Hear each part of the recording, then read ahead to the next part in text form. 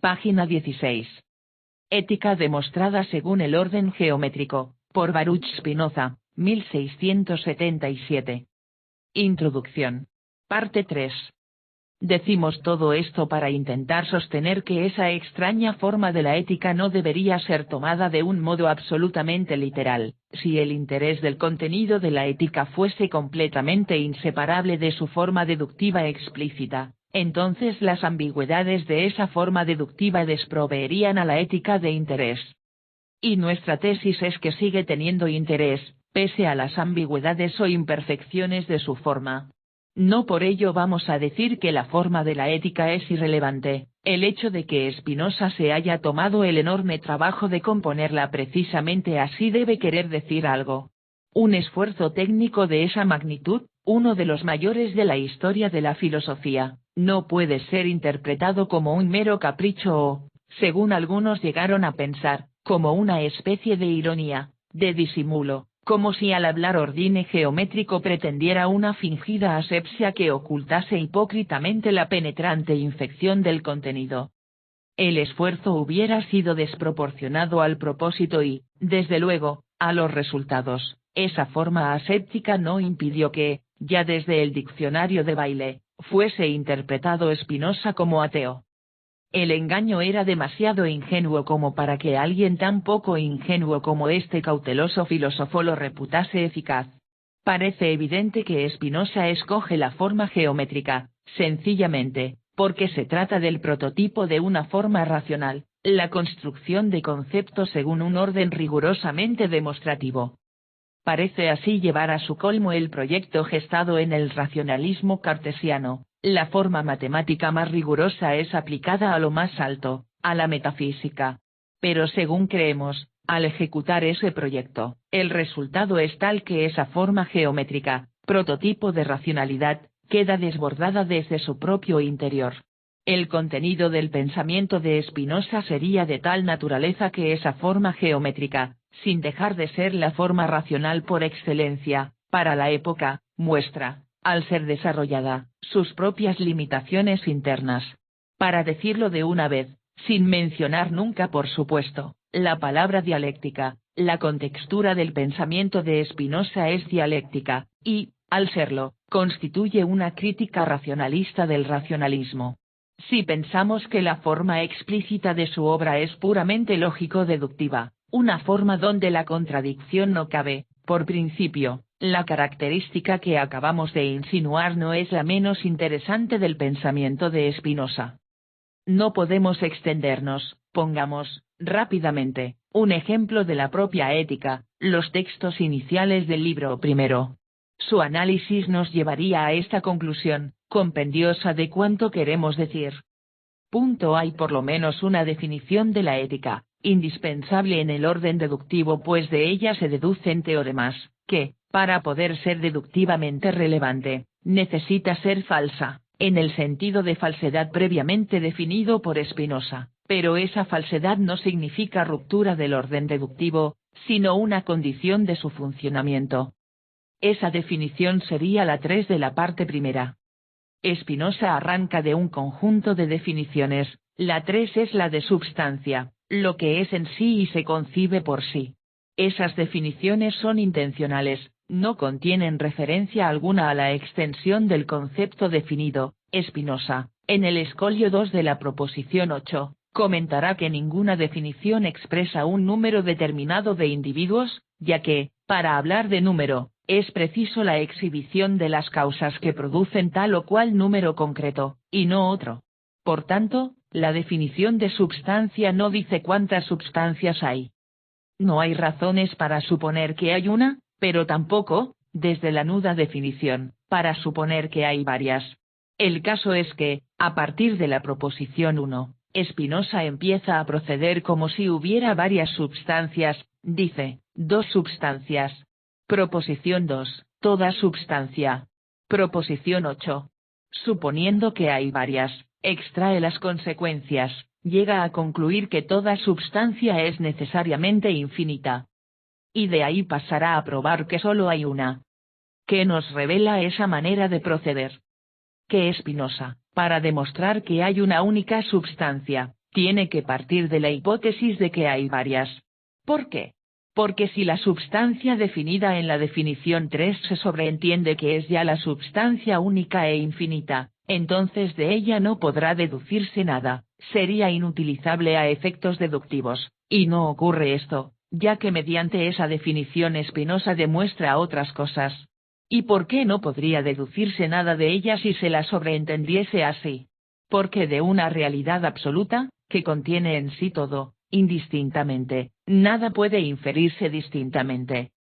Si la substancia de la definición 3 es infinita y única, entonces todo lo demás es en ella, y se concibe por ella, pero decir que todo es en ella y se concibe por ella quiere decir que la deducción de algo a partir de ella puede empezar, indistintamente, por cualquier parte, quiere decir que de ella no puede obtenerse ninguna consecuencia determinada, por lo mismo que pueden obtenerse, indeterminadamente, todas las consecuencias.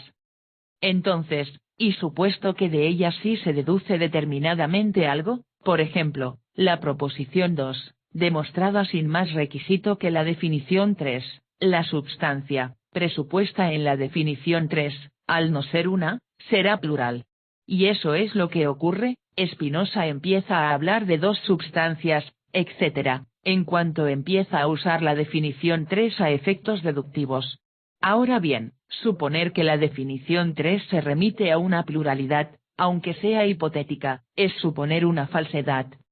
En efecto, ¿qué es, para Spinoza, la falsedad? En el Tratado de la Reforma del Entendimiento, esa introducción epistemológica a la ética, nos responde. La falsedad consiste en afirmar algo no contenido en el concepto de una cosa. Pues bien, la pluralidad es algo no contenido en el concepto de substancia, como vimos, la definición no conlleva referencia a número. Luego la suposición de la pluralidad es falsa. Falsa, además, por partida doble, pues la unidad de la substancia va a ser demostrada, después, será una verdad de la ética. Y, sin embargo, esa suposición falsa es necesaria para que la deducción comience su curso. La verdad de la unidad de la substancia será obtenida partiendo de las consecuencias que se derivan de suponerla no única. Esa verdad negará la suposición de partida, aunque haya sido obtenida partiendo de ella. ¿No parece absurdo hablar, entonces, de que en el orden deductivo de la ética se ha colado la dialéctica? Hay una hipótesis negada, hay absoluta destrucción de la hipótesis. Una vez obtenida la verdad de la substancia única, no reaparecerá en la ética la posibilidad de pluralidad, hay cancelación de una contradicción entre lo implicado por la noción de definición, que no incluye determinación extensional, y el ejercicio deductivo de esa definición, que sí la incluye. Algunos inferirán quizá, de todo ello, que acaso Spinoza estaba loco. Que todo eso de las negaciones y las contradicciones son maneras extravagantes de referirse a asuntos que pueden ser expuestos sin negar nada y sin contradecir nada. Que, a la postre, se trata de cuestiones tan metafísicas, nada menos que la idea de substancia, que no es extraño que puedan reexponerse en términos dialécticos, sobre esos sinsentidos puede decirse cualquier cosa. Con todo, creemos que puede defenderse la cordura de Spinoza. Esa cordura radicaría en que la exposición metafísica de la substancia, que es la base de la ética, resulta ser crítica, y no dogmática. Su racionalismo deductivo, su, al parecer, obsesiva manía racionalista por demostrar nada menos que todo, que lo convertiría en el paradigma de una creencia absoluta en la razón deductiva, incluiría, dentro de ese orden racionalista de conceptos, un concepto él mismo racional que constituiría el límite de esas pretensiones racionales. Ese concepto sería el de substancia, identificado con el de Dios o naturaleza. Pues, a fin de cuentas, ¿qué es la substancia? La realidad más alta, lo que es en sí y se concibe por sí. ¿Qué es Dios, o sea, la naturaleza? Una substancia de infinitos atributos, definición 6, parte primera. Dios, proposición 14, parte primera, es la única substancia.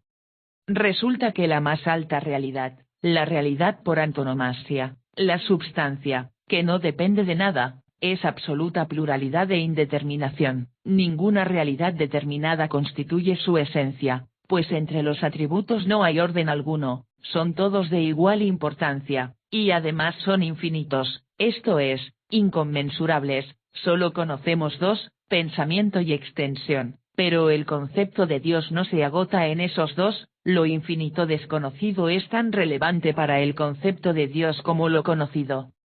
Ciertamente, la substancia es una, no hay otra substancia de infinitos atributos. Dicho de otro modo, no hay más que una infinitud absoluta. Infinitudes en su género, o en acto, puede haber más de una, lo que no resultará extravagante a quien piense, por ejemplo, que hay infinitos números naturales, y otros tantos infinitos números pares. Pero ese es otro concepto de infinitud, que no atañe a la substancia y aquí no nos interesa ahora. Lo que está diciendo Spinoza, y eso no ha sido comprendido por tantas interpretaciones panteístas, es que la realidad en general, el ser en general, el objeto de la metafísica general, esa realidad que no está afectada por determinaciones, es absolutamente plural, consiste en ser infinita, en ser inabarcable. Esto es, consiste en algo de lo que no puede tenerse un concepto determinado, delimitado, definido. Y, sin embargo, se tiene un concepto de ella. Y un concepto correcto. La definición 6 de la parte primera, en una carta a Tchimaus, dice Spinoza que su definición 6 es correcta porque, como debe hacer toda definición genética, modelo de definición, expresa la causa eficiente de lo definido. La paradoja, la ironía dialéctica que se cierne sobre el orden geométrico, no puede ser más completa. El concepto de Dios está bien formado, como lo estaría el concepto de esfera obtenido a partir de la idea de semicírculo, porque expresa la causa eficiente. Pero, ¿cuál puede ser esa causa, si Dios causa sui solo los infinitos atributos que constituyen a Dios? Pero seguiremos preguntando, ¿cómo puede conocerse racionalmente una infinitud absoluta, si implica inconmensurabilidad entre sus componentes? Diría Spinoza, solo mediante un concepto bien formado podría conocerse algo. ¿Y cuál es ese concepto, en este caso? El de la definición 6. Pero diremos, si ese concepto incluye la infinitud. Y aquí el silencio, un irónico silencio. ¿Qué ocurre, entonces? Que hay por lo menos una realidad bien definida que, estándolo, no puede conocerse en el mismo sentido que las otras realidades bien definidas, pues su definición consiste en una indefinición, la absoluta pluralidad. Spinoza está diciéndonos, vamos a exponerlo todo orden geométrico, vamos a deducir la realidad. Al deducir la realidad, se preguntaría, y, para empezar, ¿qué es la realidad con mayúscula, la realidad por excelencia, la realidad en sí? Y contestaría, la realidad, entendida del modo más absoluto, más real, más en sí, la substancia, Dios, no es, propiamente, nada determinado. Al preguntarse por la realidad con mayúscula, la respuesta implícita bajo la normal apariencia de un concepto más positivo, en el orden del razonamiento, es negativa, no hay tal cosa como la realidad con mayúscula. La definición de Dios lo desdibuja. Se dirá que eso es la negación del monismo, y es verdad. Porque el caso es que, aunque otra cosa se haya dicho tantas veces, Spinoza no era un panteísta. Si por panteísta se entiende el que considera que toda la variedad de las realidades está informada, de manera más o menos misteriosa, por algo que la reconduce a unidad. Los románticos alemanes, Schelling sobre todos, creyeron ver en Spinoza un ilustre precedente de su panteísmo. El suyo sí lo era, y bien romántico. Hegel, siendo él mismo monista, fue más agudo, ya vio que Spinoza era acosmista, que la substancia no era sujeto y que, por tanto, no era lo mismo que su idea. La realidad en su conjunto no iba a ninguna parte previsible, simplemente, porque la realidad en su conjunto no era nada positivo, para Spinoza. De ahí infirió Hegel que Spinoza era un monótono teísta, que, como el Schelling que atacaba, en la fenomenología, lanzaba todo al abismo de una identidad única, la substancia lo era todo, pues los modos, la diversidad de la realidad empírica, para Hegel ordenada en su totalidad, eran para Spinoza pura apariencia. Pero ahí se equivocaba, Spinoza iba más lejos en su profundidad. En efecto, tras decir que Dios no era nada determinado, algo incognoscible por la vía de la determinación, como ocurrirá con el noúmeno kantiano, Spinoza dice también, con igual energía, lo que dice como un teorema, la proposición 24 de la parte 4, que cuanto más conocemos las cosas singulares, más conocemos a Dios. La cosa resulta, al parecer, desesperante, pues la incoherencia no puede ser más manifiesta. Si Dios es la infinitud inagotable, ¿qué sentido tiene decir que lo conocemos más cuando conocemos las cosas singulares, los modos, que nunca lo agotarán? Pues, propiamente, Dios no está compuesto de modos, hay un sentido en el que su concepto no es ese, no es el de la totalidad de los modos, pues los modos no pueden formar un atributo y, por tanto, no pueden formar a Dios. Sin embargo, así es, las dos cosas son verdad a la vez. Y así vemos cómo Spinoza, desde el interior de su proyecto racionalista absoluto, lo limita y critica, a la vez que lo ejercita. Estamos obligados a conocer las realidades particulares, extensión, pensamiento, o lo que en el futuro pueda caer bajo nuestro conocimiento, a través de sus modos. Conocer esas realidades significa conocerlas de un modo racional, hay un ordo et connexio de las ideas, las cosas físicas y los acontecimientos psicológicos. A esa tarea se aplica Spinoza en buena parte de la ética, a conocer modos de la extensión sistema de los cuerpos, y modos del pensamiento de un lado, las afecciones humanas, y de otro lado, pues pensamiento posee dos sentidos, el orden racional mismo, el pensamiento en Dios. Pero nuestro conocimiento nunca será definitivo, cerrado, cancelado, perfecto, porque el concepto de Dios lo impide. Nuestra confianza racionalista está justificada, diría Spinoza, signo de interrogación abierta. ¿Cómo conoceríamos si no es a través de un orden y conexión racionales? Pero no está absolutamente justificada, porque no hay un conocimiento absoluto, Dios es infinito.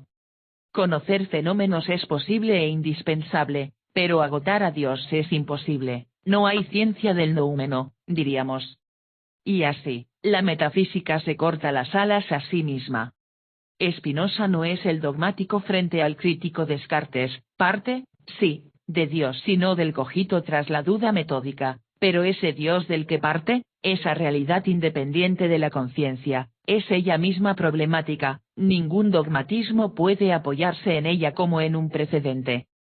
En el seno del propio racionalismo, partiendo del método que expresa mejor que ningún otro la razón de su época, la lengua matemática, muestra Spinoza las limitaciones de ese racionalismo absoluto. Ese juego de escondite entre definiciones y realidades, entre premisas y consecuencias, no es incoherencia ni sandez, es la vida misma de la materia 17 de lo que está tratando, la efectiva contradicción entre un orden deductivo, asumido por ser expresión de la racionalidad, y el contenido de ese orden, el contenido de ciertos conceptos contenidos en él, que rompen la rosada pretensión de tratar la realidad como algo íntegramente inteligible.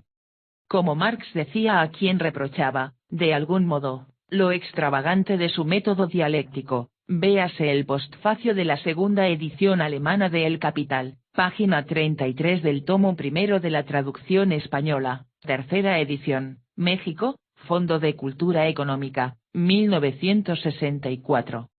La ironía profunda de Spinoza consistiría en esto, en que era aún más que un ilustrado racionalista más o menos revestido de una embriaguez divina, porque la ilusión de la deidad no era en él sustituida siquiera por la ilusión de la realidad racional.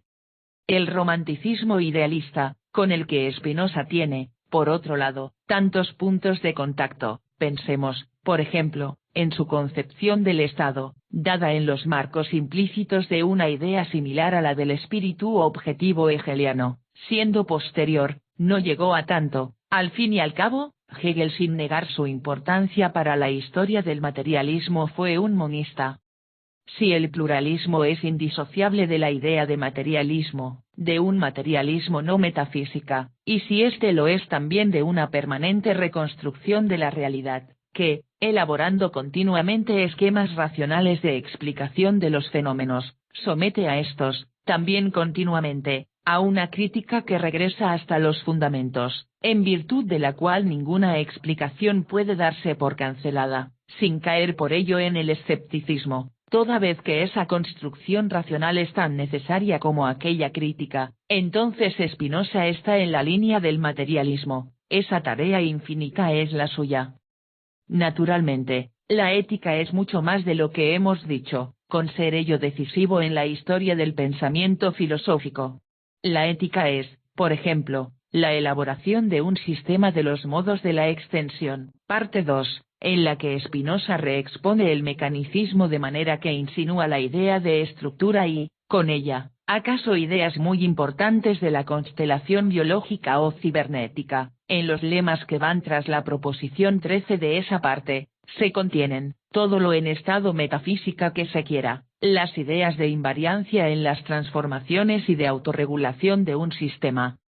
También la ética es un tratado muy poco espiritualista sobre el alma humana, la cual, de alguna manera, no es sino el correlato emotivo, intelectivo y pasional de movimientos de las partes del cuerpo. También la ética es un reconocimiento de las pasiones como realidades, y de que el deseo es la esencia del hombre, del que arranca para conocer. Spinoza describe las pasiones con un distanciamiento que no es la menor de las contribuciones a la grandeza de su estilo filosófico. Tropezamos con proposiciones chocantes, la humildad no es una virtud, el que se arrepiente es 2 veces miserable. ¿A quién le agrada revisar o analizar esas declaraciones? El mundo ético de Spinoza permanece alejado del cristiano.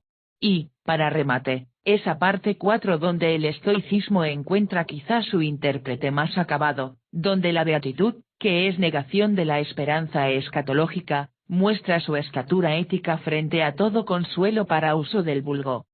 En forma mística, remata Spinoza su ética con el amor intelectual de Dios, pero esa ascensión en el camino de la perfección, como alguien ha dicho, no tiene nada de subida al Monte Carmelo.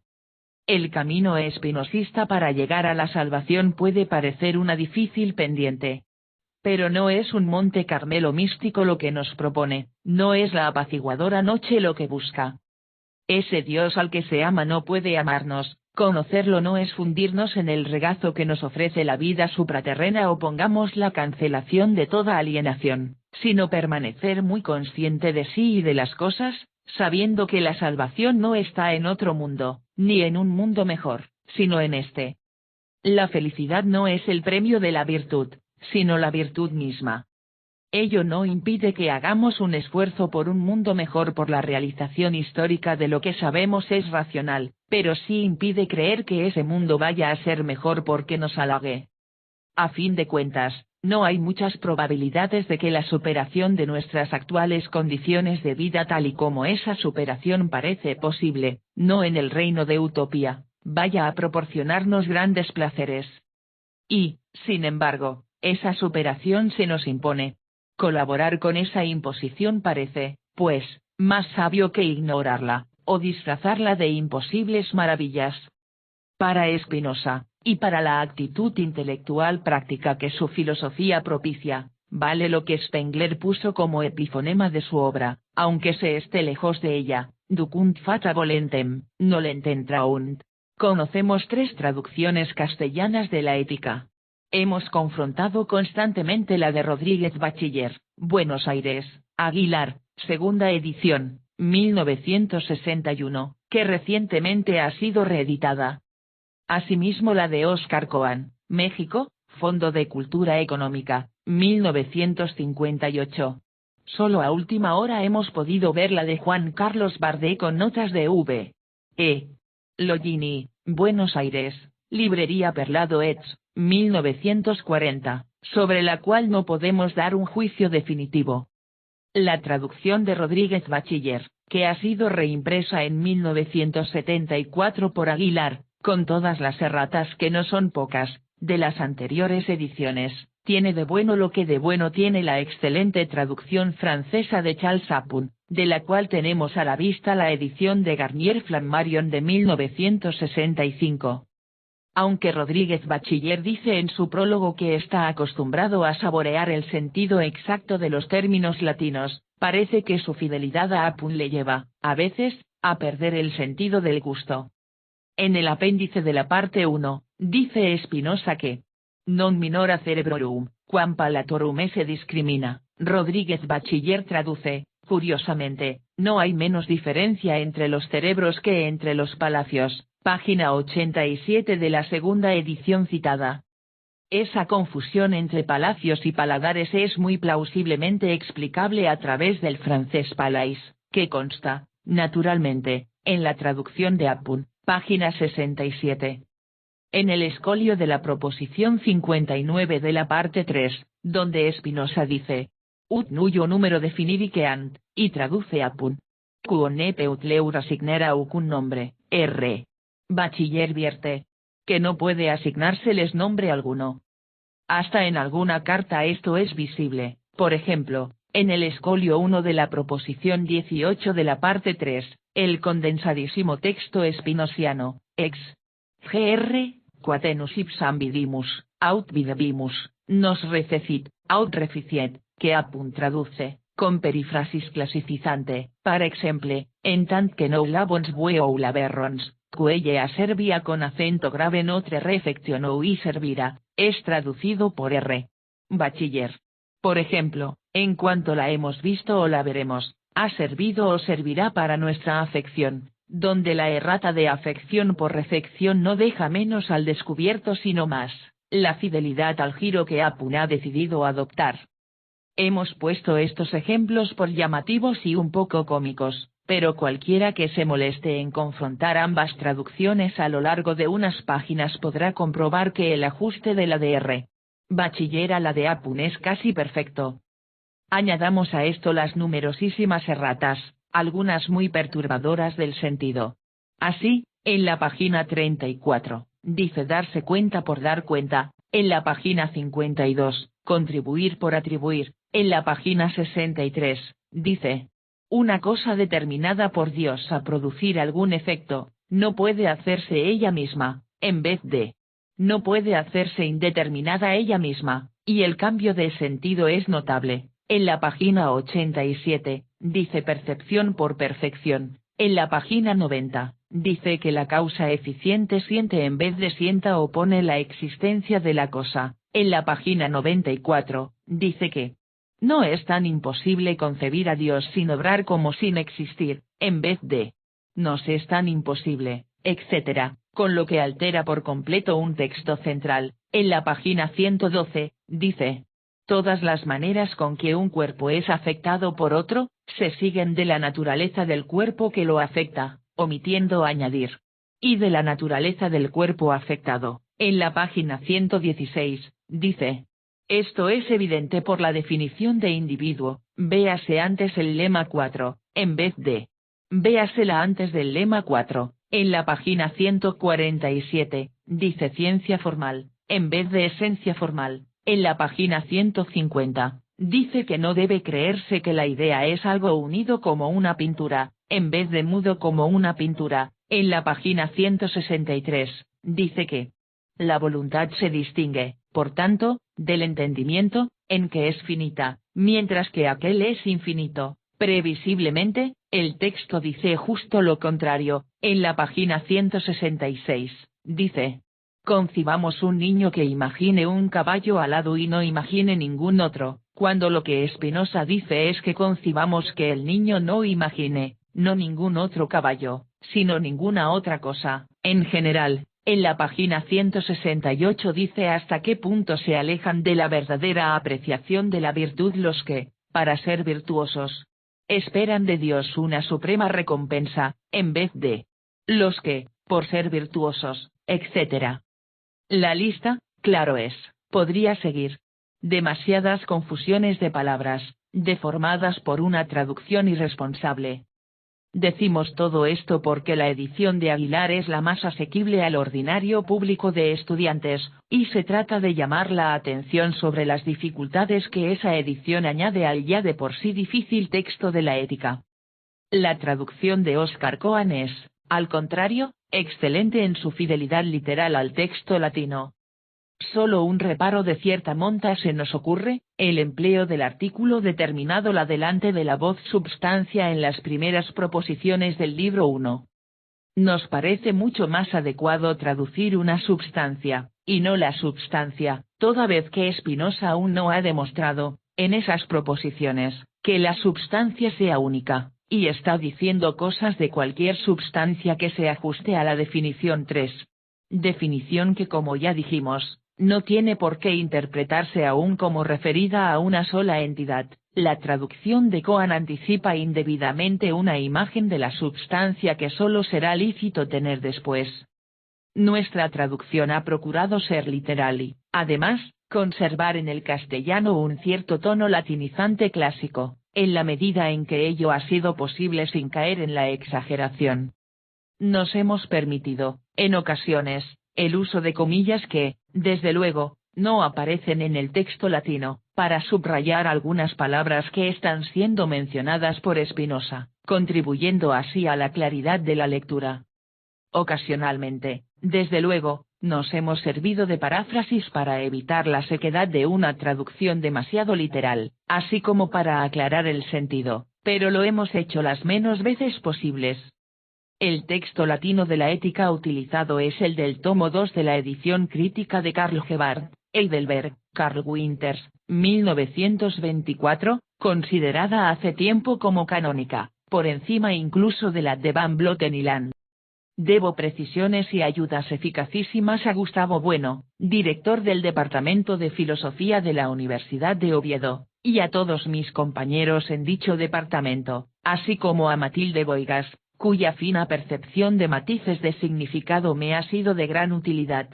A ella quisiera dedicar este trabajo, también a Carmen Gómez Ojea y Andrés de la Fuente, amigos queridos y degustadores de temas judíos. Fin de la introducción. Página 22.